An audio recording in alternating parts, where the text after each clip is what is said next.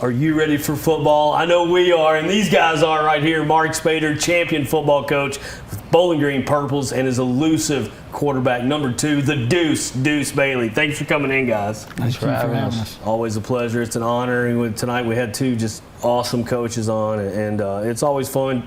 Coach, I mean, you're notorious for building a tough schedule, getting those guys battle tested. This year is no different, even if you want to tell me it's not as hard. It looks pretty hard. You're starting with Lexington Christian with, I guess, one of the #1 quarterbacks in the state. How do you like coming out of the gate at the Rafferty's Bowl with a game of that magnitude? Well, it's going to be an exciting night. I mean, we have Boyle County, so Coach Haddix is coming back where he, played his college career, and they'll face Gibson Southern, and then we have a LCA team that's loaded with talent and led by a quarterback that they consider to be the best in the state, and we like to think that we probably have the best in the state, so that'll be a good marquee matchup to come out of the gate, good quality game.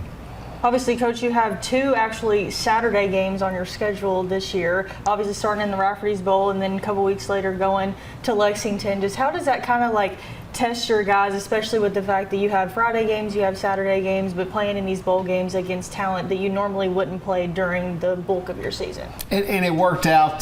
Coach Seabolt was talking with LCA's coach and kind of worked that out to get them into our bowl. We're playing in their bowl. We're playing a quality Bryan Station team that's supposed to have 11 D1 players. So we know it's a game that will make us better. We normally don't like Saturday games. It kind of messes up our routine, but the counter to that will be the 5A state championships on a Saturday. So you better learn how to play on a Saturday if you want to win one. So, we'll take it as it goes. Deuce, I mean, junior year, man, here we are. I mean, just an incredible sophomore season that you had. And I know everybody knew you had it in you. I don't know that we all knew you were going to find it that quick like you did last year.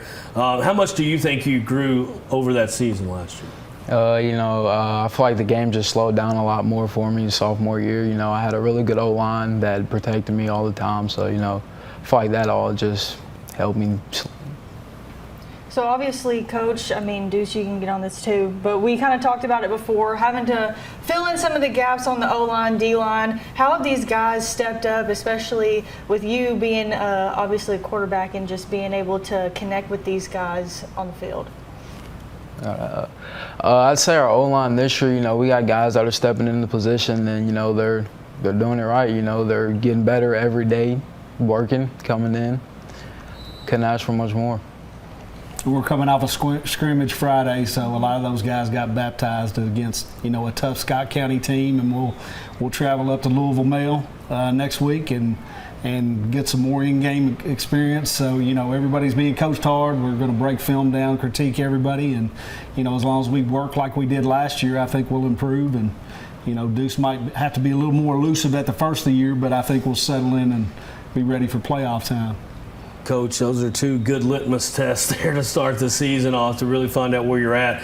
As we do find out where the Purples are this season, we know it's going to be a really good team. You're going to be firing on all cylinders, and you're sitting in that 5A with a lot of other great talents, and especially just right here in our backyard, which we love to see as fans. Let's talk a little bit about your backfield. I feel like it's almost running back by committee this year. Well, right now Huddleston's is out with a health issue, but he's our #1 back, and he will carry us.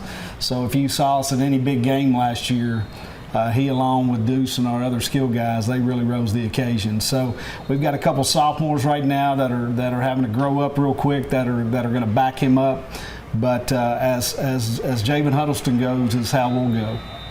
Obviously, Deuce, I mean, coming into your junior year, you have guys like Travie Barber, Easton Barlow, you have CJ Sweeney, you have big targets out there on the receiver position. Just how does that go into this season, knowing that you all have clicked before and you've had a season behind you coming into this one being more comfortable? It means everything. We all got chemistry together now, so it's like everything should come in and click.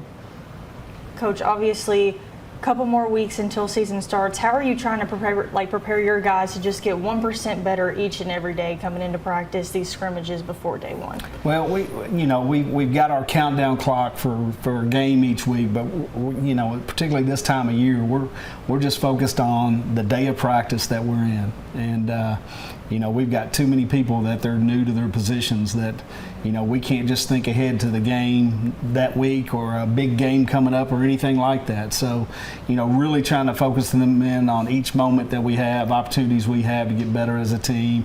And it's all coach speak, but it's so important. And if a team buys into that, then, those guys will improve and will be better when we need to be.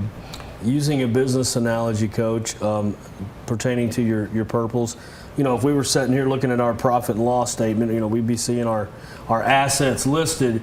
What do you think is the top one or two assets of this year's Purples team? I mean, is it speed? Is it talent? Is it a mixture of both? I mean, what are a couple really big assets for you this year? Well, offensively, and I think Deuce will agree, we have a number of skill guys. So, being a more defensive-minded coach to really defend us, it's not as if you can just focus in on one guy.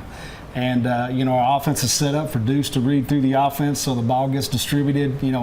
A guy may get a heavy dose of the ball on a certain night, but then the next week not touch the ball much. But it's hard to defend. We have, we got a lot of kids stepping up, and even right behind them in practice, we have some kids pressing they're going to be really good players for us. So, I would say that's a big asset there. We've talked about the tough schedule, but obviously still that same tough district that you all are in. I mean, South Warren, Greenwood, and then now you add Ohio County, which you all faced in the playoffs last year. So just talk about how just having that really tough district obviously helps your team prepare for what's to come next in the postseason. You want that one or me? Yeah.